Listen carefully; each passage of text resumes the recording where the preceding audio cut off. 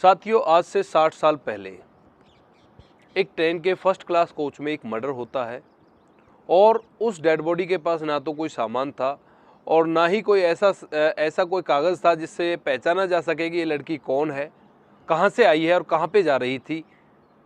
ऐसी कोई पहचान का कोई कागज़ उसके पास नहीं था और उसका मर्डर किया जाता है। और आज से 60 साल पहले पुलिस उस मर्डर की जो गुत्थी है उसको सुलझा देती है, वो भी केवल एक सिगरेट के ब्रांड की मदद से। आप लोग समझ सकते हो उस समय पे ना तो मोबाइल फ़ोन थे, ना सीसीटीवी कैमरे थे, ना ही टेक्नोलॉजी इतनी डेवलप थी कि भाई जिस तरह से आज के टाइम में केसों को सॉल्व किया जाता है ऐसा कुछ किया जा सके।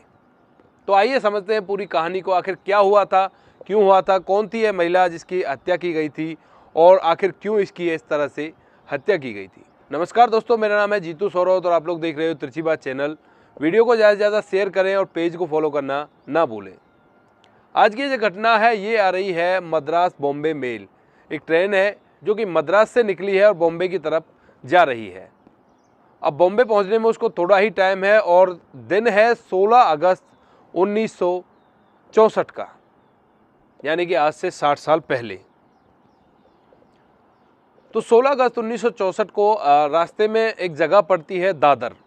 वहाँ पर जो ट्रेन के अंदर टीटी साहब होते हैं वो उस डिब्बे के उस कोच का दरवाज़ा खटखटाते हैं जहाँ पर वो डेड बॉडी मिलती है। और जैसे ही वो दरवाज़ा खटखटाते हैं तो वहाँ पर अंदर से उनको कोई भी प्रतिक्रिया नहीं मिलती है, यानी कि कोई भी उसको खोलने वाला या अंदर से कोई जवाब नहीं देता है। तो इस वजह से वो दरवाज़ा खोलते और खोल के देखते हैं तो जो ट्रेन का डिब्बा था वो पूरा के पूरा खाली था। दरअसल इस डिब्बे में बैठे हुए आदमी ने उनसे कहा था कि जब कल्याण आ जाए तो उनको जगा देना, यानी कि बता देना कि कल्याण आ चुका है। तो जो टीटी साहब थे वो कल्याण पर तो भूल गए थे, लेकिन जब दादर आया तो उन लोगों को जगाने के लिए वहाँ पर जाते हैं, लेकिन वो लोग वहाँ से कोई प्रतिक्रिया नहीं देते। तो इसके बाद जो टीटी साहब है वो उस कोच का दरवाज़ा खोलते हैं, यानी कि उस डिब्बे का दरवाज़ा खोलते हैं जिसके अंदर वो लोग ठहरे हुए थे। वहाँ पर वो देखते हैं कि वहाँ पर कुछ भी नहीं है, यानी कि दोनों के दोनों लोग वहाँ से गायब हैं। और उसके बाद वो दरवाज़ा बंद करने ही वाले थे तभी उनकी नज़र पड़ती है सीट के भी नीचे जो जगह होती है जहाँ पर सामान रखा जाता है। तो वहाँ पर वो देखते हैं वहाँ से एक हाथ बाहर निकला हुआ था। वो झटपटाहट में उसके पास जाते हैं और जाकर देखते हैं कि वहाँ पर एक लड़की है जो कि उस लगेज वाली जगह पर रखी गई है। तो उसके बाद वो उसको बाहर निकालते हैं और ट्रेन की चेन को खींचते हैं। ट्रेन की चेन को खींचा जाता है, पुलिस को बुलाया जाता है, उस लड़की को जल्द से जल्द हॉस्पिटल ले जाया जाता है। लेकिन वहाँ पर जो डॉक्टर होते हैं वो उसको मृत घोषित कर देते हैं, यानी कि ये मर चुकी है, ऐसा वो लोग बता देते हैं। अब पुलिस वहाँ पर उस जो बोगी होती है जिसके अंदर वो लोग सवार थे, यानी कि वो डेड बॉडी जहाँ पर मिलती है, तो उस जगह को सील कर देते हैं और सील करके वहाँ पर देखते हैं कि भाई क्या क्या चीज़ वहाँ पे मिलती है। तो उस बोगी के अंदर केवल वो लड़की की डेड बॉडी थी, बाकी उसका कोई सामान यानी कि कपड़े वगैरह कोई भी ऐसी चीज़ उनको वहाँ पे नहीं मिलती है। लेकिन उन लोगों को यहाँ पर एक चीज़ ज़रूर मिलती है कि जो खिड़की होती है, खिड़की के अंदर एक सिगरेट का पैकेट ठूसा गया था और जो बोगी थी उसके अंदर काफ़ी सारे सिगरेट के जले हुए हिस्से पड़े हुए थे। साथियों, उसके बाद जो पुलिस होती है वो इन सभी सबूतों को अपने पास रख लेती है और उसके बाद जो लड़की होती है उसको पोस्टमार्टम के लिए भेज दिया जाता है। और उस लड़की के हाथ में एक सोने की अंगूठी थी जिस पर पी अक्षर बना हुआ था, यानी कि अंग्रेजी का जो पी लेटर होता है वो उस अंगूठी पर बना हुआ था। अब इसके बाद पुलिस छानबीन करती है और उस ट्रेन का जो रिजर्वेशन है उनके नाम देखती है कि भाई ये जो पी अक्षर की अंगूठी है ये शायद इसका सरनेम होगा। तो इस वजह से वो उनके जो रिजर्वेशन वाले नाम है उनको देखती है और वहाँ से एड्रेस का पता लगाती है। लेकिन पुलिस को पता चलता है कि जो एड्रेस दिया गया था वो एकदम से फर्जी है, यानी कि फेक एड्रेस यहाँ पे लिखा गया है। और जो नाम थे उसमें दो शख्स थे, दो शख्स के नाम लिखे हुए थे। एक तो उन दोनों शख्सों के नाम थे, जो लड़की थी उसका तो नाम था एल कंटा स्वामी, यानी कि लक्ष्मी कंडा स्वामी, और जो लड़का था उसका नाम था के कंडा स्वामी। और जब उनके एड्रेस को देखा जाता है तो वहाँ पे जो एड्रेस थे वो फर्जी थे। तो इसके बाद अब पुलिस के सामने बहुत बड़ी प्रॉब्लम कि आखिर ये लड़की कौन है और किसने इसको मारा है और इसके साथ जो लड़का था वह कहाँ गया। अब इसी कस्मोकस में पुलिस अपनी तहकीकात को आगे बढ़ाती है और पुलिस सोचती है कि जो ये ट्रेन है ये मद्रास से आ रही है। तो उस लड़की की शारीरिक बनावट को देखकर पुलिस को पता लग जाता है कि जो ये लड़की है ये हो ना हो मद्रास से ही है। तो अब पुलिस यहाँ पर एक बहुत ही अहम कदम उठाती है और पुलिस उस लड़की का फ़ोटो वहाँ के, यानी कि जो मद्रास है वहाँ के अखबारों में छपवा डालती है। कि भाई इसका कोई जानने वाला मिल जाएगा और वो हमसे इस तरह से कांटेक्ट कर लेगा। उसी फ़ोटो के ज़रिए होता भी यही है कि उस लड़की का एक जानने वाला एक डॉक्टर होता है जो कि उस लड़की को जानता है और वो पुलिस को दिए गए पते पर एक खत लिखता है, क्योंकि उस समय पे मोबाइल फ़ोन तो हर किसी के बस की बात नहीं थी। तो पुलिस के दिए गए पते पर खत लिखता है कि भाई ये लड़की को मैं जानता हूँ, इसका नाम पपल है और ये जो लड़की है वो हमारे ही एरिया की है, यानी कि तमिलनाडु के एक गांव से वो डॉक्टर खत लिखता है और पुलिस को बताता है कि ये जो लड़की है ये हमारे ही गांव की है और काफ़ी दिनों से ये गायब है।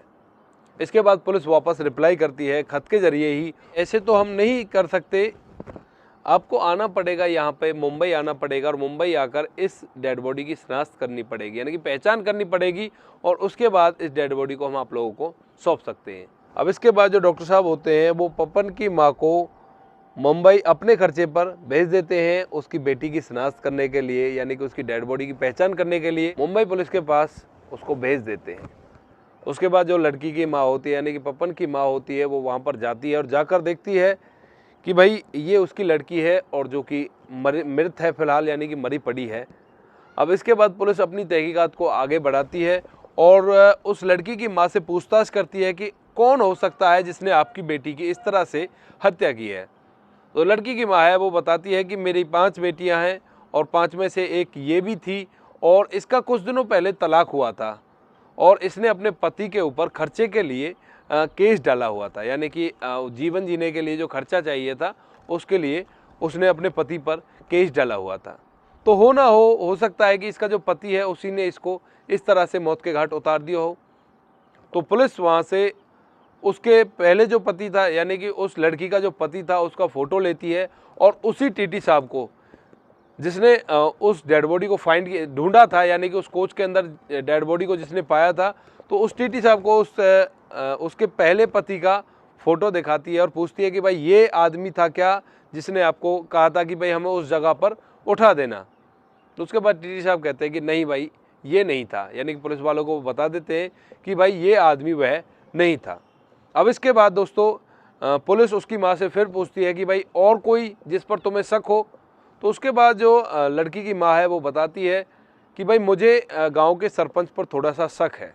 तो उसके बाद जो पुलिस होती है उस गांव में जाकर उस सरपंच के बारे में पूछताछ करती है कि भाई ये कैसा आदमी था, ऐसा कर सकता है या नहीं। तो उसके बाद पुलिस को पता चलता है कि भाई ऐसा कुछ भी नहीं है, ये आदमी ऐसा नहीं कर सकता, यानी कि ये बहुत ही शरीफ आदमी है और ये ऐसा बिल्कुल भी नहीं कर सकता। और उसके बाद पुलिस एक अहम जानकारी पता करती है, क्योंकि उस डिब्बे के अंदर पुलिस वालों को एक सिगरेट की डिब्बी मिलती है और बहुत सारे सिगरेट के जले हुए हिस्से वहाँ पर प्राप्त होते हैं एक सीजस ब्रांड की, यानी कि उस जो सिगरेट थी उसका नाम, उस ब्रांड का नाम था सीजस ब्रांड। तो सीजस ब्रांड की जो सिगरेट मिलती है उसके ज़रिए तहकीकात को आगे बढ़ाती है। आगे कैसे बढ़ाती है, वो लोग वहाँ पर गाँव में पूछते हैं कि भाई ये जो सरपंच है ये स्मोकिंग वगैरह करता है। तो उसके बाद जो आसपास के लोग हैं वो बताते हैं कि नहीं साहब ये ऐसा कुछ नहीं करता, ये बहुत ही शरीफ आदमी है। तो उसके बाद पुलिस से अब एक और कदम उठाती है इस केस को सॉल्व करने के लिए, क्योंकि जो वो गांव था उसकी आबादी लगभग 500 थी। तो 500 लोगों में जो पुलिस है वो ढूंढती है कि भाई यहाँ पर इस गांव के अंदर चेन स्मोकर कितने हैं, यानी कि जितने भी स्मोकर हैं वहाँ की जो दुकानें थी जहाँ पर सिगरेट मिला करती थी, सिगरेट, बीड़ी या धूम्रपान का कोई भी सामान, तो उन जगह से पता किया जाता है कि कौन कौन इस गांव के अंदर चेन स्मोकिंग करता है, यानी कि बहुत ही ज़्यादा स्मोकिंग करता है। कुछ नाम सामने आते हैं, उनसे तहकीकात की जाती है, पूछताछ की जाती है, लेकिन उनमें से कोई भी उस तरह का नहीं मिलता। और टीटी साहब से जब पूछा जाता है जिन पर शक होता है तो टीटी साहब बिल्कुल मना कर देते हैं। वहीं पे उस गांव का एक और व्यक्ति था जो कि कुछ दिनों से गांव से बाहर था और अब वो जैसे पुलिस की तहकीकात जो चल रही थी उसी के बीच में वो गांव में दाखिल होता है, यानी कि गांव के अंदर आ जाता है। और उस व्यक्ति का नाम होता है पलानी स्वामी। और जब पुलिस उसके पास जाती है तो उसी टाइम पे वो उसी ब्रांड की सिगरेट पी रहा था जो कि उस ट्रेन के डब्बे में मिली थी। अब इसके बाद पुलिस उससे अपनी पूछताछ करती है और पूछताछ के लिए उसको स्टेशन ले आती है, यानी कि थाने में ले आती है। और थाने में जाने के बाद वो उससे कहती है कि भाई सच सच बता दे आखिर तूने ऐसा क्यों किया। तो पहले तो सभी कातिल यही करते हैं कि भाई मैंने ऐसा नहीं किया, आपको कोई गलतफहमी हुई है। लेकिन जब उसके बाद जो पुलिस है वो सख्ती से पूछताछ करती है तो वो पूरी की पूरी कहानी बयां करने लगता है। तो वह यहाँ पर बताता है कि इससे मैं कुछ दिनों पहले मिला था और हम दोनों में दोस्ती हो गई और दोस्ती काफ़ी आगे तक बढ़ चुकी थी और मेरे पास काफ़ी सारा पैसा था, तो मैं इसको पूरी के पूरी ऐश और मौज कराया करता था। इसकी जो भी ख्वाहिशें थी उनको पूरी किया करता था। इसको गहने पहनने का बहुत ही ज़्यादा शौक था, यानी कि वो ज्वेलरी काफ़ी ज़्यादा पहना करती थी और इसी कारण से मैंने अपनी सारी के सारी जमा पूंजी इसके ऊपर खर्च कर दी थी। अब इसके बाद मुझे ज़रूरत पड़ती है कुछ पैसों की, तो मैं इससे मांगता हूँ कि भाई मुझे कुछ पैसे दे दे, तो ये साफ साफ मना कर देती है कि भाई मेरे पास कोई पैसे नहीं है। अब यहाँ पर जो पलानी स्वामी है वह प्लान बनाता है कि भाई क्यों ना जो इसके पूरे के पूरे जेवर हैं वो मुझे मिल जाएं, तो मेरा जो काम है वो चल जाएगा, यानी कि पैसों की जो तंगी है वो मेरी फ़िलहाल के लिए दूर हो जाएगी। तो इसी को लेकर वो एक प्लान बनाता है। तो 15 तारीख को मद्रास से बॉम्बे के लिए जो ट्रेन जाती है, तो उसके अंदर वो फर्जी आइडेंटिफिकेशन से एक सीट रिजर्व कराते हैं पहले से ही, और उसमें भी फर्स्ट क्लास कोच लेते हैं जिसमें 2 लोगों के बैठने की जगह हो, यानी कि तीसरा कोई नहीं हो। एक होटल की तरह उसमें 2 लोग बैठते हैं और अपना गेट बंद हो जाता है, यानी कि पूरी की पूरी प्राइवेसी होती है। तो उस तरह का कोच एक वहाँ पे रिजर्व करता है और उसके अंदर वो दोनों बैठ जाते हैं। और जो पलानी स्वामी था उसका पहले से ही प्लान था कि भाई इसको इस तरह से इस ट्रेन के अंदर मारना है और इसके पूरे के पूरे जेवर उतार लेने हैं। इसी वजह से उसने जो पपल है उससे कहा था कि भाई अपने पूरे के पूरे जेवर पहन के आना, क्योंकि आपको मुंबई घुमाना है और मुंबई में थोड़ा बहुत जलवा बखेरेंगे। इस बात को सुनकर जो पपन है वो अपने पूरे के पूरे गहने पहनकर और उसके साथ आ जाती है, वो भी फर्जी रजिस्ट्रेशन के थ्रू उस बोगी में चढ़ जाती है। अब जो पलानी स्वामी था उसका जो प्लान था वो ये था कि इसको पानी में जहर मिलाकर पिला देना है और उसके बाद ये मर जाएगी और इसके बाद जो इसके पूरे गहने हैं उनको लेकर मैं अपनी जो भी ज़रूरत है उसको पूरा कर लूँगा। अब दोस्तों इसी प्लानिंग को अंजाम देने के लिए वो सोचता है कि अगर मैं इसको पहले ही मार दूंगा तो हो सकता है जब टीटी चेक करने के लिए आए तो मैं पकड़ा जाऊं इस घिनौने अपराध में। तो इसी वजह से वो एक प्लानिंग करता है कि भाई जब मुंबई आने वाला होगा तो 2-3 घंटे पहले मैं इसको जहर दे दूंगा और इसको मार दूंगा और उसके बाद इसका जो पूरा के पूरा सामान है उसको लेकर यहाँ से फरार हो जाऊँगा। तो वो इसी वजह से टीटी साहब से कहता है कि जब कल्याण आ जाए तो हमें जगह देना, लेकिन टीटी साहब भूल जाते हैं। कल्याण की जगह मद्रास पे जाकर उनका दरवाज़ा खटखटाते हैं, लेकिन कल्याण और मद्रास के बीच में ही वो अपनी प्लानिंग को पूरी तरह से अंजाम दे चुका था। उसने बताया कि जब कल्याण निकल गया था तो उसके बाद मैंने इसको पानी पिलाया जिसमें जहर मिला हुआ था और उसके बाद जैसे ही इस पर जहर का असर होने लगा तो ये झटपटाने लगी और मैंने जो अपना कोच था, यानी कि जो अपना डिब्बा था, जो प्राइवेट स्पेस था, उसका दरवाज़ा बंद कर लिया। बंद करने के बाद इसका गले को घोंटने लगा।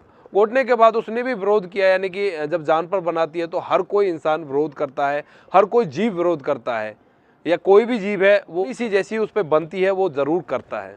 उसके बाद जो पपल थी वो झटपटाती है और बहुत ही ज़्यादा विरोध भी इस चीज़ का करती है, लेकिन धीरे धीरे जो जहर का असर है वो बढ़ता जाता है और उसकी पकड़ ढीली होने लगती है। इसके बाद जो पलानी स्वामी है वो बताता है कि मैंने पूरा के पूरा सामान पहले ही ट्रेन से बाहर फेंक दिया था और उसके बाद जो स्टेशन आता है मैं वहाँ से उतर जाता हूँ और उस सामान को लेकर वहाँ से फरार हो जाता हूँ। तो ये थी आज की कहानी। आप लोगों को कैसी लगी? और इस कहानी में एक मेन जो मुख्य किरदार है वो मैं पुलिस को देना चाहूँगा, क्योंकि पुलिस ने काफ़ी ज़्यादा मेहनत की उस समय पे। आप लोग सोचो कि अगर एक तस्वीर को वहाँ से, यानी कि तमिलनाडु के उस गांव से और मुंबई दिखाने के लिए अगर जाना पड़े तो उसको 2 या 3 या 1 दिन तो मोस्टली लग ही जाता था। अगर तार भी डालते हैं तो 1 दिन जाने का और 1 दिन आने का, यानी कि 2 दिन में उसकी शिनाख्त हो पाती थी किसी तस्वीर को दिखाने के लिए। तो उस समय में पुलिस ने अपनी सूझबूझ के जरिए एक कातिल को एक सिगरेट के ब्रांड के जरिए पकड़ लिया। बाकी आप लोग इस वीडियो के बारे में क्या कहना चाहते हो, आपकी राय कमेंट बॉक्स में लिख सकते हो, लोगों के साथ शेयर कर सकते हो। वीडियो अच्छा लगा तो वीडियो को लाइक और शेयर जरूर करें। मिलते हैं किसी नेक्स्ट वीडियो में नए टॉपिक के साथ। तब तक के लिए जय हिंद, जय भारत, जय हिंदुस्तान।